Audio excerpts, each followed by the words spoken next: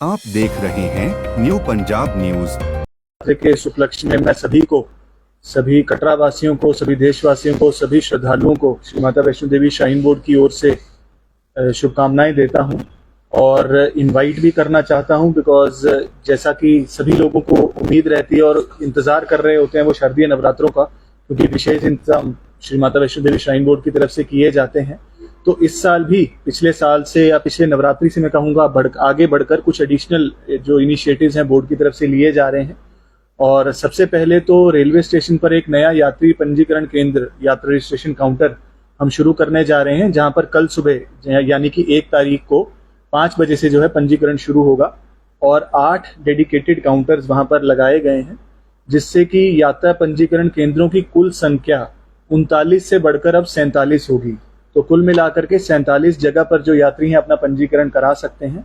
Rail से आने वाले यात्रियों के लिए ये विशेष सुविधा रहेगी, ताकि वो तुरंत जैसे ही वो रेलवे स्टेशन से एग्जिट करें तो हमारा पंजीकरण केंद्र वहां है और वहां पर काउंटर्स के अलावा जो है वॉशरूम्स की जो सुविधा, पानी की सुविधा, वेटिंग की सुविधा और मदर्स के लिए भी एक स्पेशल रूम, एक डेडिकेटेड रूम तैयार किया गया है, ताकि किसी भी यात्री को कोई भी प्रकार की इनकन्वीनियंस ना हो, वो आराम से वहां पर विश्राम कर सकते हैं, पंजीकरण करवा के उसके बाद कटरा की ओर प्रस्थान करके यात्रा के लिए आगे निकल सकते हैं। तो ये जो डेडिकेटेड काउंटर है ये हमें कटरा शहर में भी डीकंजेशन में काफी मदद करेगा, क्योंकि आप सभी लोग जानते हैं कि कटरा शहर में काफी कतारें लगती थी पहले, और काफी जो माध्यमों से हमें ये फीडबैक रहता था कि कैसे हम कतार संख्या के अंदर जो रुकने का जो समय है उसको कम कर सकें और वेटिंग टाइम को कैसे मिनिमाइज करें।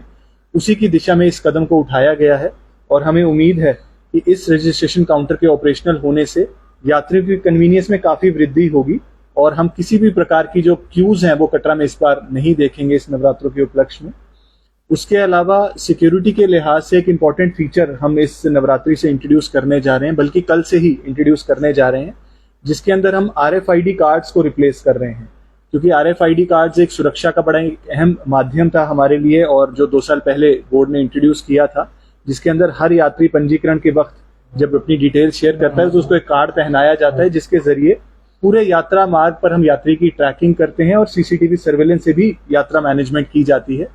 यात्रा कार्ड्स के अंदर सिक्योरिटी के लिहाज से भी जब रिव्यू किया गया तो ऐसा देखा गया कि कई जगह शायद पिल्फरेजेस थी, या शुरू में पायलट बेसिस पर जब कार्ड इंट्रोड्यूस हुए थे तो यात्रियों ने इग्नोरेंस की वजह से वो कार्ड्स वापस नहीं किए थे और काफी सिक्योरिटी में इश्यूज हम फेस कर रहे थे। उसी डायरेक्शंस में आगे बढ़ते हुए माननीय उपराज्यपाल द्वारा इस मुद्दे को पूरी डिटेल में रिव्यू किया गया और उनकी कई लगातार विजिट्स भी हुई पिछले कुछ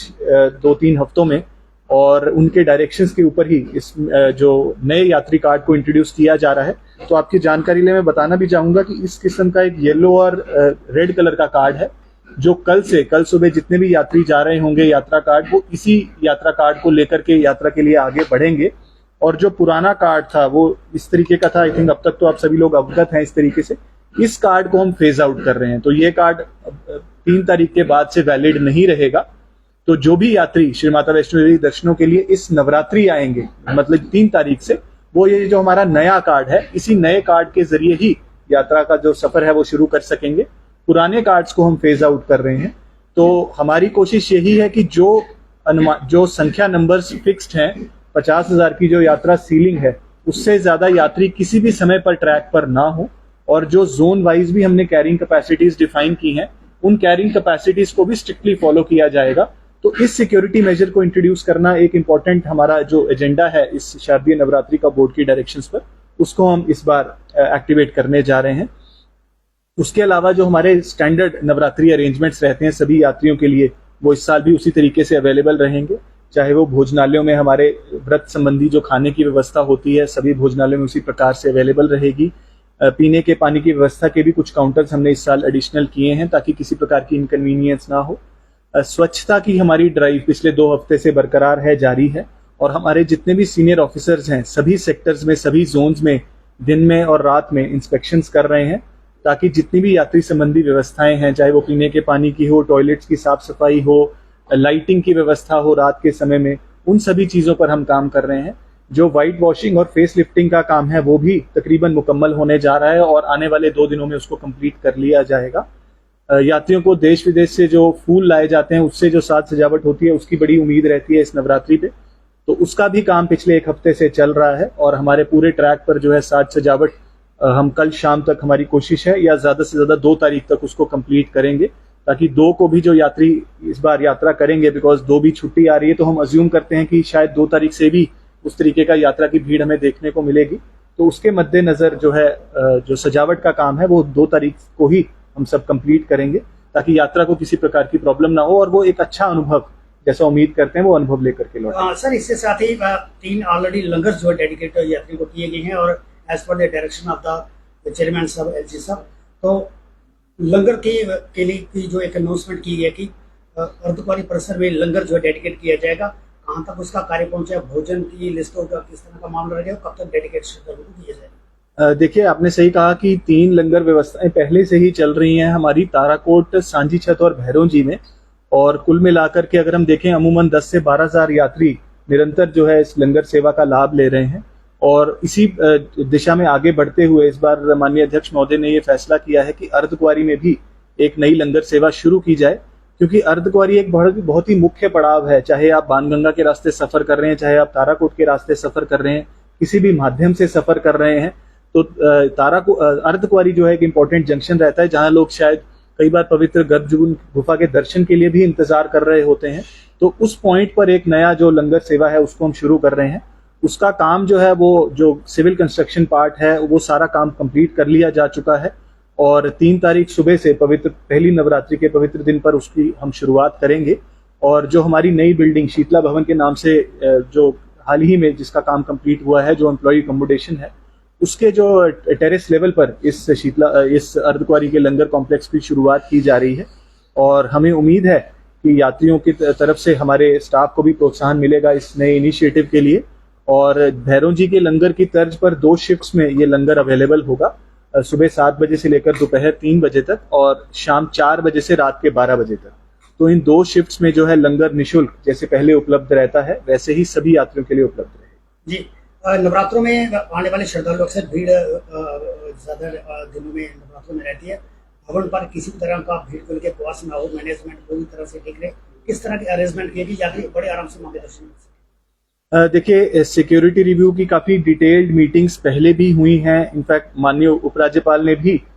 2 सिक्योरिटी रिव्यू मीटिंग्स खुद चेयर की हैं, कटरा को लेकर के, श्राइन की सेफ्टी को लेकर के, और बहुत सारा एक डिटेल्ड एक्शन प्लान मैं कहूंगा जिसको हम अंजाम आज दे रहे हैं, जिसके अंदर बहुत सारे शॉर्ट टर्म मेजर्स थे। यात्रा पे बहुत सारे ऐसे पॉइंट्स थे ट्रैक पर जिनको प्लग किया गया है, ताकि कोई भी outside element without due verification, या जिनको हम कहेंगे अनऑथोराइज्ड एक्सेस के कोई भी पॉइंट्स ना रहें, और सिर्फ फुल प्रूफ जो यात्री रजिस्टर्ड है, RFID कार्ड जिसके पास है, वही यात्रा के लिए आगे बढ़े। तो उसके लिए हमने काफी काम पिछले 2 महीनों में किया है और वो काम कंप्लीट किया जा चुका है।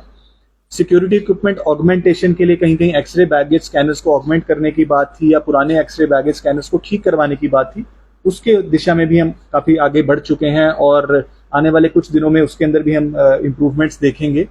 एक नया CCTV सर्विलेंस ग्रिड, जिसके अंदर एक integrated control and command centre रहेगा और बहुत सारे वीडियो एनालिटिक्स के फीचर्स रहेंगे थे क्राउड मैनेजमेंट के लिए, उसके भी टेंडरिंग प्रक्रिया हमने तकरीबन पूरी कर ली है और अगले कुछ महीनों में हम देखेंगे कि वो भी जो है इन फोर्स रहेगा।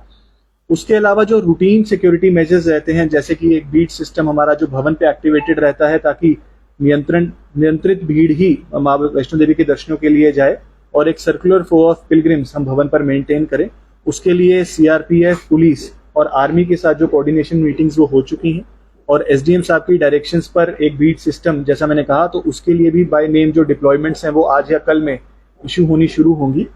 कटरा के अंदर जो क्राउड मैनेजमेंट है वो भी हमारे लिए बड़ा इंपॉर्टेंट रहता है, क्योंकि हमें उम्मीद रहती है कि ज्यादा से ज्यादा संख्या में श्रद्धालु आएंगे और लिमिटेड नंबर्स में ही ऊपर जा सकते हैं। तो कटरा में क्राउड मैनेजमेंट के लिए, चाहे वो ट्रैफिक की टीम्स रहें या पुलिस की टीम्स रहें या बोर्ड के सहायक रहें, हम सभी का एक जॉइंट जो टीम्स हैं वो इन प्लेस रहेंगी। और ट्रैफिक मैनेजमेंट, चाहे वो न्यू बस स्टैंड पे डाइवर्शंस की बात हो, चाहे बाणगंगा रोड के ऊपर डाइवर्शंस की बात हो कि कैसे पैदल यात्रियों को किसी प्रकार की इनकन्वीनियंस ना रहे, तो उसके ऊपर हमारी टीम काम कर रही है।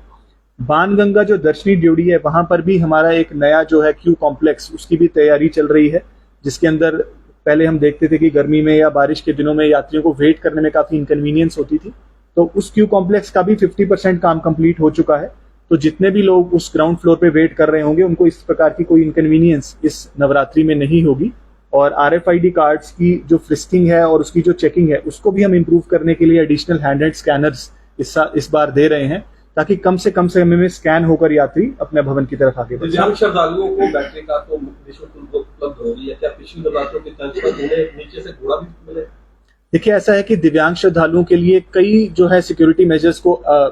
कई सारी कन्वीनियंसेस को बढ़ाया गया है और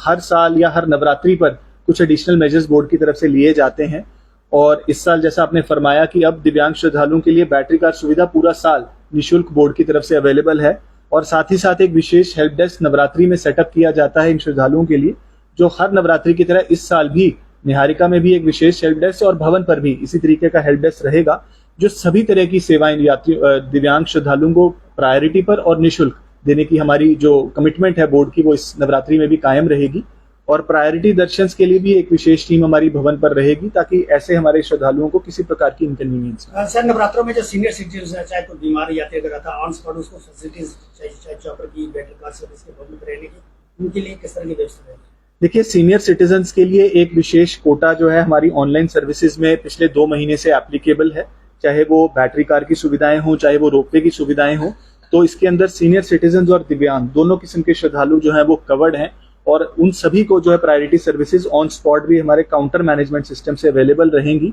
इसके अलावा हेल्थ केयर ऑगमेंटेशन के लिए बोर्ड ने एक छोटा सा कदम पिछले कुछ महीनों में लिया है, जिसके अंदर हमारे सभी जो हेल्थ सेंटर्स हैं उसके अंदर हेल्थ ATMs लगाए गए हैं एक CSR इनिशिएटिव के थ्रू। और जो हमारे सीनियर सिटीजन्स हैं या मेडिकली जो समझता हूँ थोड़े से लोग अनफिट रहते हैं या परेशानियां जिनको रहती हैं, उनके लिए ये सुविधाएं काफी हेल्पफुल रहेंगी। और हमारे सारे हेल्थ ATMs को हमारे नारायणा हॉस्पिटल के साथ कनेक्ट किया गया है, ताकि रेफरल्स जो है वो बिल्कुल सीमलेस हों। और अगर किसी को कोई परेशानी आती है और हमारे मेडिकल सेंटर पे वो रिपोर्ट करता है, तो उसको भी सुपर स्पेशलिस्ट हैं हमारे हॉस्पिटल में, उनकी जो सर्विसेज हैं वो ऑन कॉल अवेलेबल रहेंगी, वीडियो कॉल के जरिए अवेलेबल रहेंगी। कटरा के जो स्थानीय लोग हैं, एक बार आपके पहले बताएगा तो जो रेगुलर जाने वाले हैं माता वैष्णो, जो आधार कार्ड दिखा के जो है वो वहाँ पे दर्शन उसका थोड़ा सा चलता है। देखिए, ऐसा है कि RFID जो है हमारा एक फलक्रम है सिक्योरिटी सिस्टम का, और ये बोर्ड का एक बड़ा कॉन्शियस डिसीजन है कि RFID के बिना किसी भी यात्री को हम ट्रैक पर रवाना नहीं कर सकते हैं। हाउएवर, जैसा आपने फरमाया, ये सजेशन पहले भी आया था कि बहुत सारे हमारे फ्रीक्वेंट विजिटर्स हैं या खास करके कटरा के बड़े स्थानीय निवासी हैं, जो कोई हर हफ्ते या हर महीने माँ वैष्णो देवी के दर्शनों के लिए जाते हैं। तो हमारी जो RFID की टीम है उससे हमारी इससे बातचीत चल रही है कि नए कार्ड्स के अंदर कैसे हम उनके लिए कुछ डेडिकेटेड कार्ड्स का फीचर इंट्रोड्यूस कर सकते हैं, उसके ऊपर हम काम करेंगे, ताकि उनको कतारों में ना लगना पड़े और उनके लिए ये जो है कन्वीनियंस का फीचर हम ऐड ऑन कर सकें। अगर आपको हमारा कंटेंट पसंद आया हो तो लाइक बटन जरूर दबाएं, अपने दोस्तों के साथ शेयर करें और चैनल को सब्सक्राइब करें।